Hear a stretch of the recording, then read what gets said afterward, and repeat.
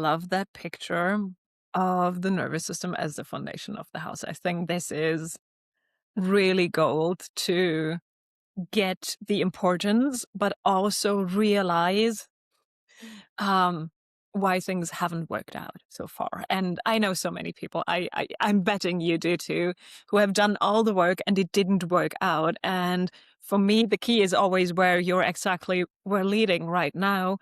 The nervous system wasn't on board. Your body wasn't fully on board. It's like you've done all the upper work, all the mindset work, all the Mm-hmm.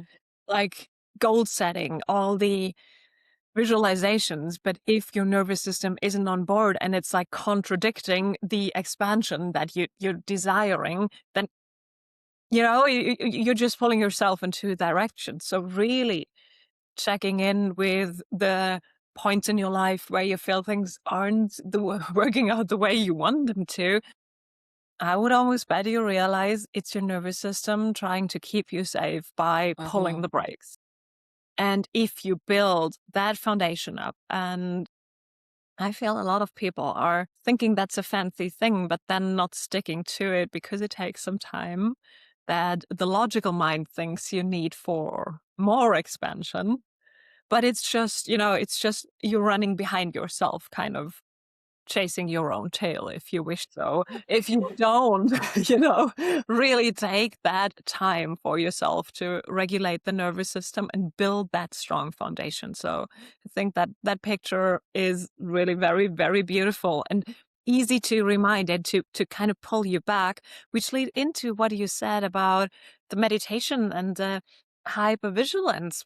I have that too, so I can raise my hand on that too. And for me as well, it took quite some time to realize, like, you don't have to operate on that side of, for me, it's anxiety, or I feel it in my stomach. My stomach is like this. Mm-hmm. Uh, Yes, it's about coming back to the body, right? Because when we are on this spiritual awakening journey, sometimes we get caught up with the idea of ascension, right? So like the ego is like, oh, I want to ascend, ascend, ascend. So I just want to go up, up, up, up, up, up. But then like, you chose a human body for a reason.